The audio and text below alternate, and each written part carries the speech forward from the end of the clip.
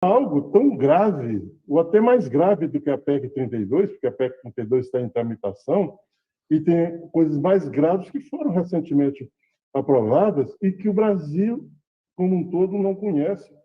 Mesmo as lideranças do Congresso Nacional não entendem direito a repercussão, o poder, o desastre do que foi aprovado recentemente, mas especialmente as pessoas, o povo precisa entender, porque é assunto que parece muito alheio às pessoas, aos usuários do serviço público, aos cidadãos, mas que, na verdade, representa talvez um escândalo até de ordem internacional, o que foi aprovado nesse último pacote financeiro, que a senhora apelidou muito bem de Bolsa Banqueiro. E eu gostaria muito que a senhora, da maneira tão peculiar e didática que sabe explicar, nos dissesse sobre o que representa e quão mais desastroso é até mesmo do que a PEC, porque a PEC nós não vamos deixar aprovar. Sim, João Domingos, em primeiro lugar, muito grata pelo convite de participar aqui desse importantíssimo ato público, não é? Parabenizar que puderam ir às ruas, não é? Que estão lá na esplanada, manifestando, e vocês que estão coordenando aí a partir dessa sala, parabéns, João Domingos, é isso mesmo que a gente tem que fazer, pressionar da forma que pudermos.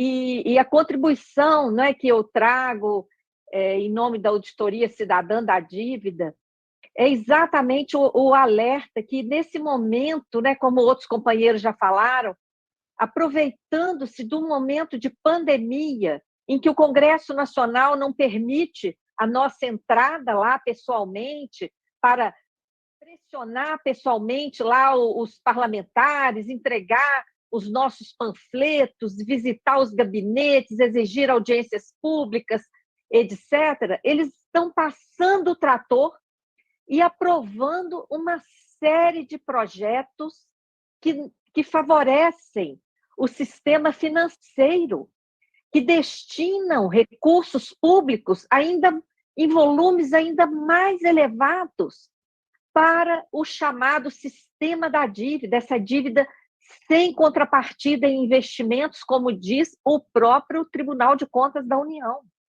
Então, o servidor público, nesse momento, está sendo usado como uma espécie de bode expiatório. O mercado financeiro está julgando a opinião pública contra o servidor público e o serviço público como se fôssemos, né? Porque eu me incluo aí também, apesar de já estar aposentada, eu me incluo entre servidores públicos, obviamente, como se nós fôssemos os responsáveis pelo rombo das contas públicas. Isso é uma grande mentira. O serviço público não é e nunca foi o causador de rombo algum às contas públicas, principalmente agora, nesse momento. Desde a aprovação da emenda 95, estamos com salários congelados. Praticamente não tem tido concurso algum, apesar das aposentadorias, dos falecimentos. Nós estamos vendo aí todos os órgãos públicos com carência de pessoal.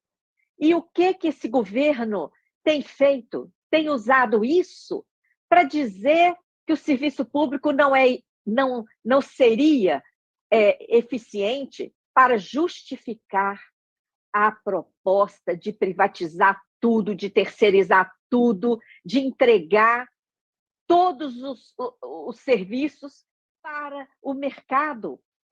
Essa proposta, essa PEC 32, é a PEC dos negócios privados. Ela abre oportunidade para privatizar tudo, para terceirizar ainda mais. Isso já está acontecendo em alguns lugares, mas essa PEC, ela escancara de uma forma escandalosa. Lá naquele artigo 37, letra A, que nós estamos denunciando, que permite o compartilhamento de qualquer serviço público com iniciativa privada. O que isso vai acontecer? Vai permitir que as atividades passem a ser exercidas por uma empresa privada que visa lucro. Então, o que a sociedade precisa entender é o seguinte: ela será a maior prejudicada. Servidores e servidoras públicas estão sendo prejudicados, sim, porque estão perdendo estabilidade, estão perdendo regime jurídico único, estão em risco de ter suas carreiras extintas nesse compartilhamento aí que vai levar as carreiras à extinção. Mas a maior lesada com essa PEC 32 será a sociedade, porque o que está em risco com essa PEC é o fim do serviço público gratuito e universal. E a maioria da população brasileira não tem acesso à saúde, educação, previdência, etc., fora do serviço público, né? Então, esse é o grande risco dessa PEC, e a sociedade precisa saber de tudo isso para dar as mãos aos servidores públicos e lutar contra essa PEC também. E com relação ao que você me provocou aí, querido João Domingos, é que eu falei que o rombo não está e nunca esteve com os servidores. Então, onde é que está o rombo? Está justamente no gasto financeiro gigante com os mecanismos da chamada dívida pública, sendo que um dos mecanismos mais escandalosos que a gente batizou de Bolsa Banqueiro é a remuneração diária do nosso dinheiro que está lá nos bancos. Os bancos depositam no Banco Central e o Banco Central paga juros para os bancos às nossas custas. Nós somos lesados duplamente.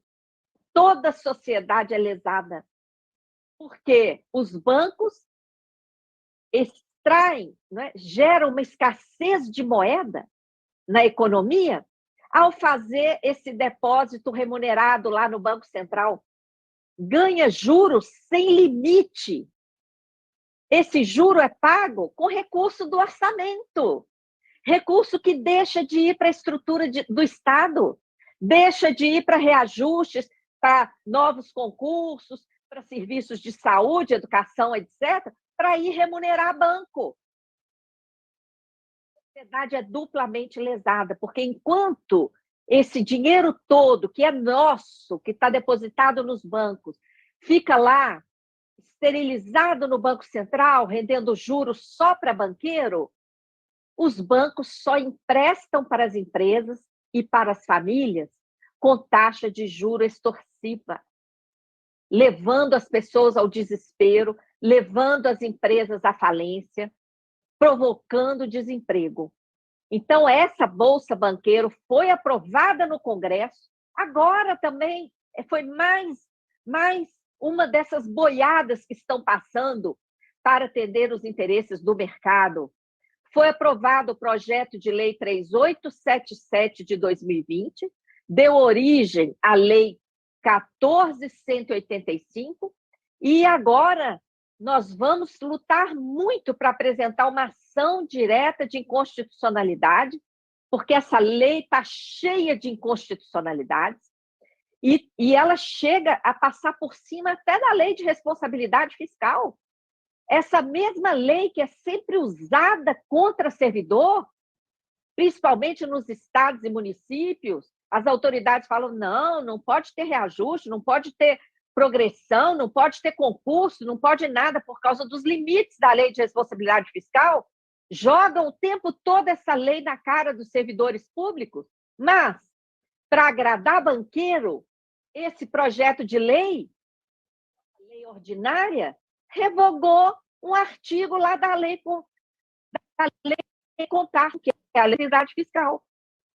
Então, essa lei 14.185, que aprovou a Bolsa Banqueiro, ela está cheia de inconstitucionalidades, e nós iremos lutar muito, vamos lutar bravamente para derrubar essa lei no Supremo. E para isso contamos muito com você, caro João Domingos, com a CSPB, todas as centrais. Eu queria lhe fazer duas perguntas. Primeiro, a Bolsa Banqueira, ou seja, a sobra de caixa dos bancos. Como é que funciona isso nos países desenvolvidos, nas regiões desenvolvidas, já que aqui está nos vendendo isso como modernidade? Então, como funciona nas regiões desenvolvidas? E, finalmente, para além das medidas, das ações de constitucionalidade, a senhora vê outras possibilidades da gente combater essa excrescência, mas meio que no âmbito do âmbito administrativo, como é o caso do TCU, a senhora vê essa possibilidade? Sim, João Domingos, eu vejo sim essa possibilidade. Inclusive, acho que a sua atuação junto ao TCU em outros momentos já foi uma atuação de grande sucesso.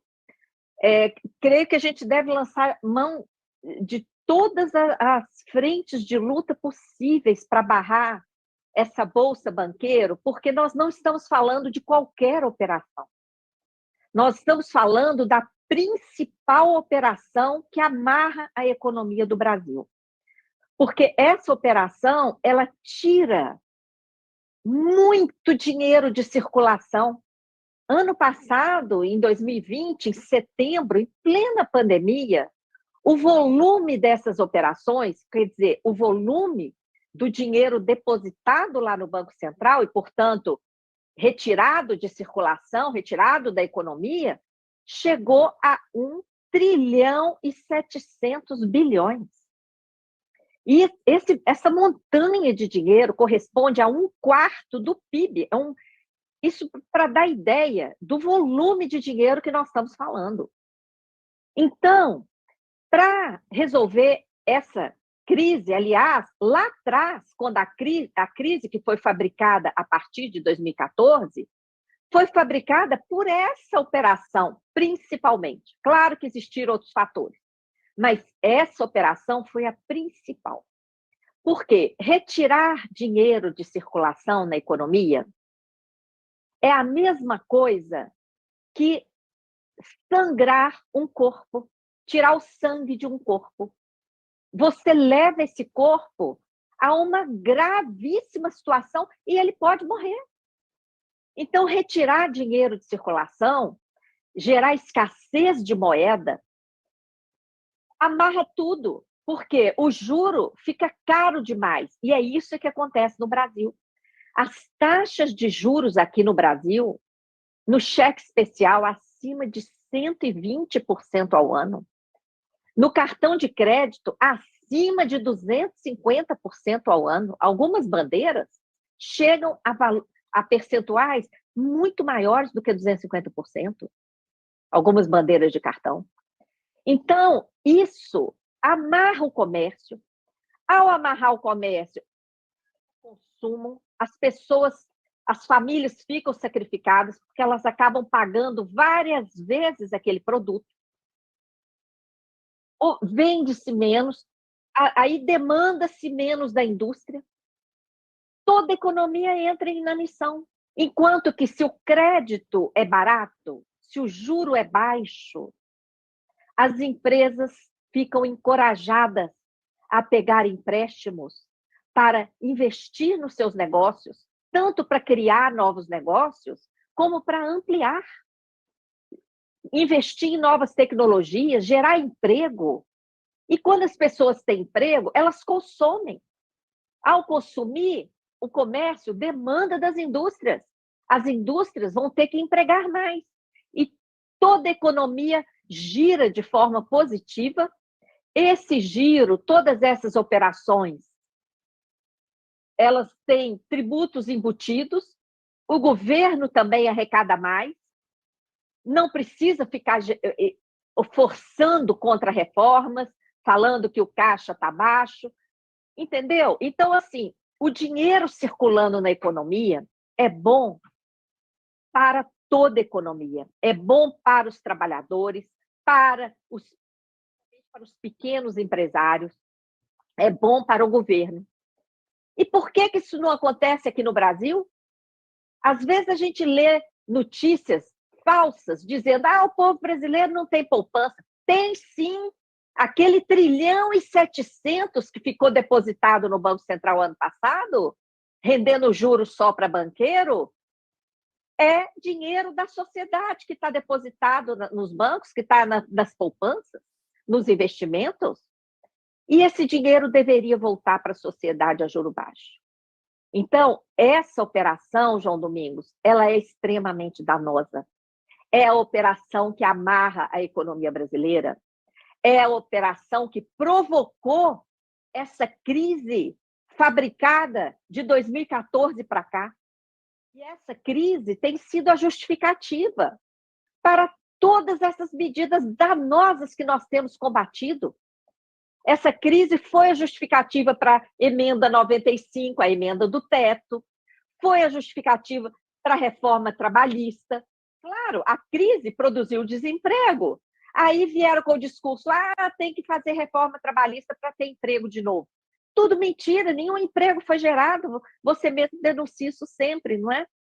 Depois, a reforma da Previdência, agora administrativa, todas elas justificadas nessa crise fabricada. E os bancos ganham de todas as formas, porque eles ganham com os mecanismos que produziram a crise, tá? Lá, quando geraram escassez de moeda e produziram a crise, os bancos lucraram como nunca.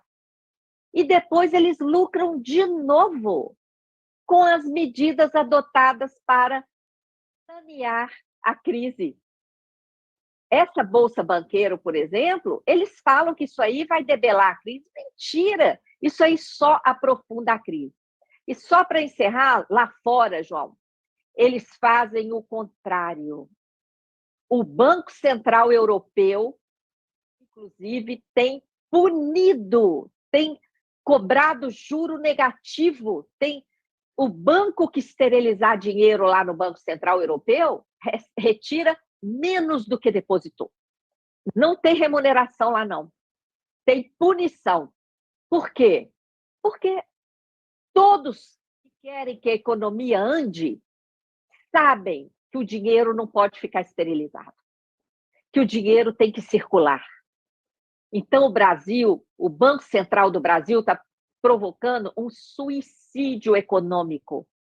Além de esterilizar a moeda, ainda está gastando dinheiro do orçamento para remunerar essa moeda para os bancos.